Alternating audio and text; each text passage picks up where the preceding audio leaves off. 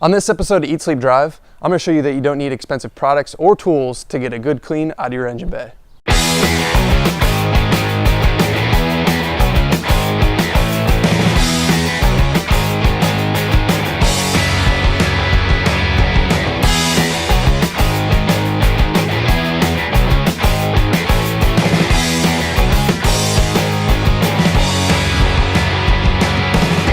Alright guys, the purpose of this video is to show that we don't need professional products or tools to get a good clean out of an engine bay.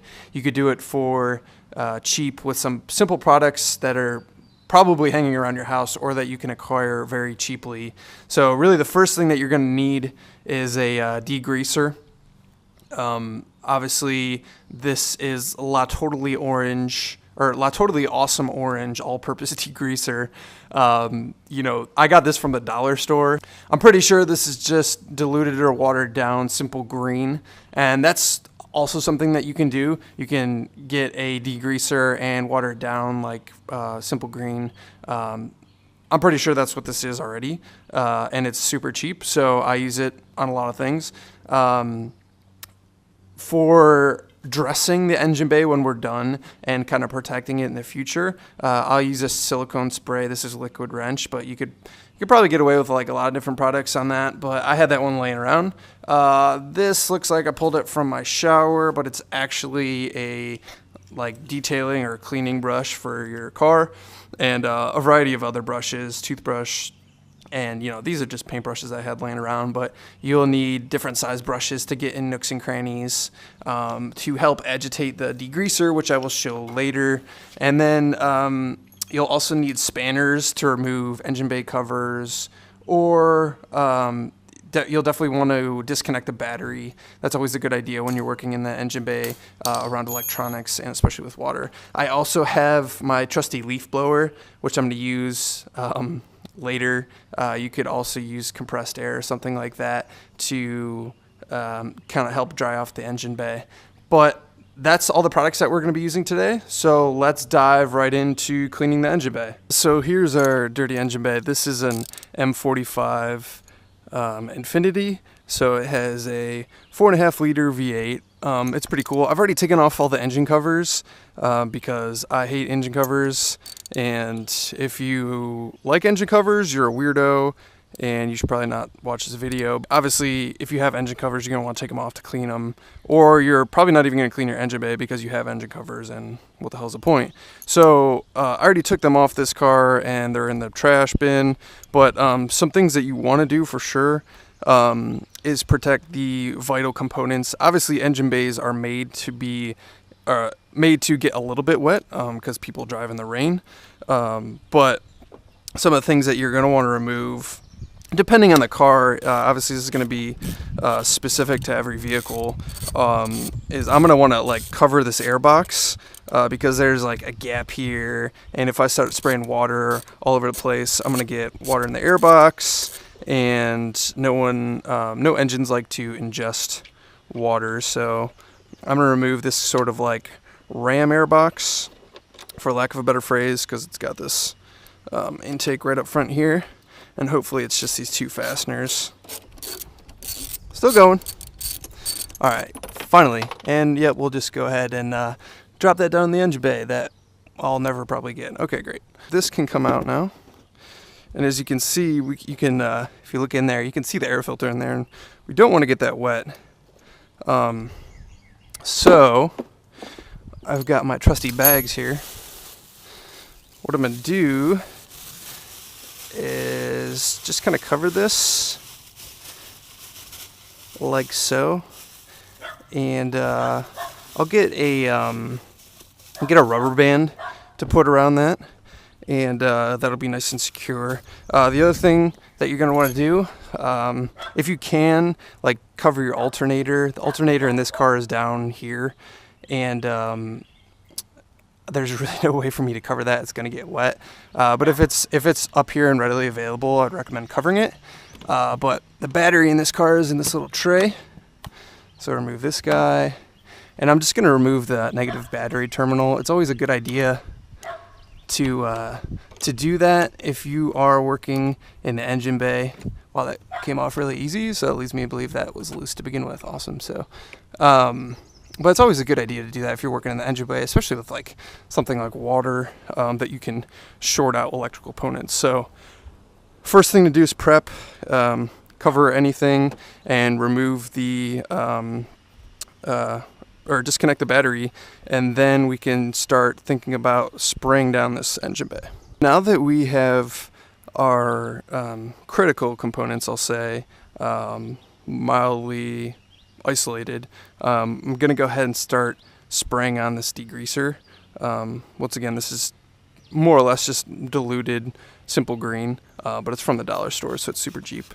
And you're just going to want to apply this liberally. You know, avoid electronics if you can. Like, I'm going to try and not hit this MAF, but, you know, things can get wet. You basically just want to be Bernie Sanders and just go nuts applying this liberally all over the engine bay. It's also worth mentioning that I'm doing this on a cold engine. You definitely don't want to do this on a warm engine because you will spray this degreaser on and it will dry instantly and be a real pain to remove, and it's not going to be effective at all. Alright, so I sprayed that stuff on. I'm just going to take this brush, first brush I have, and just start agitating that degreaser kind of all over everything. And what this is going to do, just help the degreaser work, and just let it do its job. And this is the part where I will cut too much later because this will take forever. Alright, so I've just done a couple rounds of hitting it with the degreaser, agitating it with some brushes, and now I'm just doing the final spray down to make sure I get all that degreaser off. I definitely don't want to leave any degreaser left on there. It'll leave nasty marks, and pretty sure it's not good for aluminum and stuff like that. So definitely give her a good solid spray down and rinse all that crap off.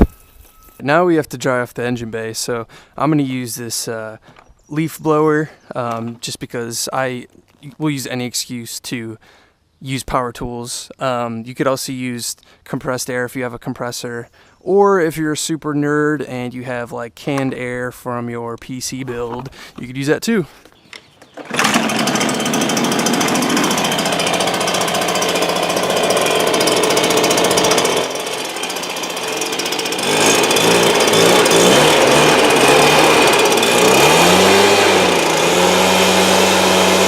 So after taking this thing for a drive to get rid of all the water that was in the engine bay after we cleaned it, I've just let it sit for a while and cool off because it was really warm after the drive and worked good for removing all the water from the engine bay, but it was almost too warm to even work with. So it's cooled off now, and now we're gonna proceed to our last chore of the day here for cleaning this engine bay. So already, guys, like, it clearly looks way better than when we started. Obviously all the grime and grit is mostly gone, and now, you know, it just kind of looks dull in different areas, and that's where this silicone spray is going to come in handy. It's going to do two things. Number one, it's going to make things look a lot better, and number two, it's going to help protect these surfaces in the future better than, say, like WD-40, which is just going to go on and kind of attract more dirt and stuff like that. So I'm just going to shake this up, and this bottle is on its last leg, so I'm going to get some more. I had to go and get a different bottle, or a different can. My last one ran out, but as you can see, this one goes on way easier. But just apply it everywhere, man. Like, honestly, this stuff isn't going to hurt anything. It's made to go in rubber, plastics, metal, pretty much anything, and it just makes everything look better. Right now it looks super wet, but what you're going to do is just go go back with your rag and just take off the excess and just look, I mean, look at the finished product. Just looks so good. Personally, that shine product from Gunk, the shining, the engine shine, I think it just looks artificial, really, and it's too glossy, whereas the silicone gives you like a nice matte finish. So once you go back and really wipe everything down, it just looks so much better. I mean, I'm getting excited. I don't know if you guys are, but I'm getting excited. All right, so here's the final product. This is after obviously degreasing and then spraying that silicone spray and wiping off all the excess. I think you guys will agree it looks significantly better. Something that you could roll up to the car show, pop your engine bay, and not be totally ashamed of like I was before I started this. But you know, just wanted to show you guys that you don't have to spend a lot of money or have specialty tools to make a big difference on this stuff. But I mean, you can see even these hoses, you know, hopefully I got good shots of before and after, but they look significantly better.